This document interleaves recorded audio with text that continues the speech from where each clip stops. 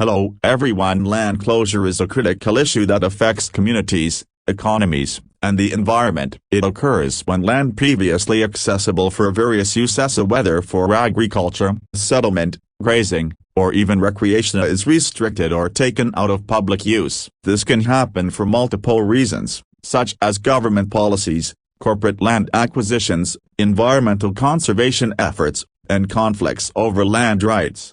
Land closure can have significant consequences, especially for marginalized communities that rely on open land for their survival. It can lead to displacement, loss of livelihoods, food insecurity, and even social conflicts. In some cases, land closure happens due to large-scale industrial projects, mining, or urban expansion, while in other cases, it results from conservation policies aimed at protecting biodiversity. To fully understand land closure, we need to explore its causes, effects, and the ways communities and organizations are responding to it. This issue is particularly relevant today, as the world faces growing challenges related to land use, climate change, and economic development. Let's start by looking at some of the main reasons why land closure happens. One of the most common causes is government policies and legal frameworks. Governments often introduce laws that restrict land access for various reasons. For example, they may declare an area as a national park, wildlife reserve, or military zone. While these measures can be beneficial for conservation or security, they often come at a cost for local communities who may have lived on or used that land for generations. In some countries, land closure is also linked to large-scale infrastructure projects. Governments and private companies acquire vast areas of land to build roads, highways, railways, or industrial zones. While these projects can bring economic benefits, they also displace people and limit their access to resources. Another major factor is land grabbing by corporations and wealthy individuals. In many parts of the world, large agricultural companies and investors acquire vast areas of land for commercial farming. This often happens in regions where land ownership laws are weak or poorly enforced. As a result, small farmers and indigenous communities lose access to land they depend on for farming and grazing. This trend is particularly visible in developing countries, where foreign companies lease or buy land for growing cash crops like palm oil, soybeans, or sugarcane. While these investments are often promoted as a way to boost economic growth, they can also lead to environmental degradation and displacement of local populations. A less discussed but equally significant cause of land closure is urban expansion and gentrification. As cities grow, governments and private developers acquire land for housing, commercial centers, and infrastructure. This often leads to the eviction of low-income communities, forcing them to relocate to less desirable areas. In some cases, entire neighborhoods are demolished to make way for luxury developments, pushing out residents who can no longer afford to live in their own communities. Another important aspect of land closure is environmental conservation and climate change policies. Governments and organizations sometimes restrict land use to protect forests, wildlife, and water sources. While conservation is essential, it can sometimes create tensions with local communities, especially if they are not consulted in the process.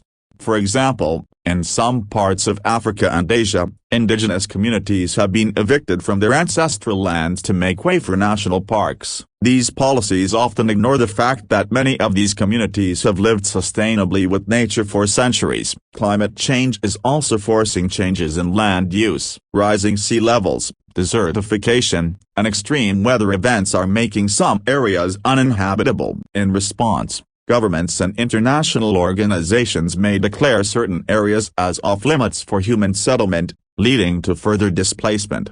Now that we have explored some of the main causes of land closure, let's examine its impact on communities. One of the most immediate effects is displacement and homelessness. When people lose access to land, they are often forced to move elsewhere, sometimes without adequate support. This can lead to increased poverty, loss of cultural identity, and social instability. For farmers and pastoralists, land closure means loss of livelihood. Without access to land, they cannot grow food, raise livestock, or practice traditional forms of agriculture. This often leads to food insecurity, forcing people to rely on expensive, store-bought food instead of growing their own. In some cases, land closure leads to conflict and violence. When land becomes scarce, tensions rise between different groups. For example, in some African countries, conflicts have erupted between farmers and herders due to restricted access to grazing lands. In other parts of the world, indigenous groups have clashed with governments and corporations over land rights. Another consequence is loss of cultural heritage. Many communities have deep historical and spiritual connections to their land. When they are forced to leave, they lose not only their homes but also their traditions, rituals, and way of life. This can have long-term psychological and social impacts. Beyond its effects on communities, land closure can also have environmental consequences. In some cases, when people lose access to one area, they move to another, putting pressure on new ecosystems. For example, when farmland is taken over by corporations, displaced farmers may clear forests elsewhere to continue farming, leading to deforestation and loss of biodiversity. So, what can be done to address the challenges of land closure? One important approach is strengthening land rights and legal protections for communities. Governments need to ensure that land laws recognize and protect the rights of small farmers, indigenous people, and other vulnerable groups. This includes granting land titles, preventing illegal land grabs, and ensuring fair compensation for those who are displaced. Another solution is community-led land management. In many places, local communities have successfully managed land for generations. Recognizing and supporting these traditional land use practices can help balance development with sustainability. Governments and conservation groups should work with local communities rather than imposing restrictions without consultation. Technology can also play a role in addressing land closure. Satellite mapping and blockchain technology are being used to document land ownership and prevent illegal land grabs. Digital land registries can help protect people's rights by providing clear records of who owns what. At the international level, organizations like the United Nations and human rights groups are advocating for land justice and fair land policies. By raising awareness and putting pressure on governments,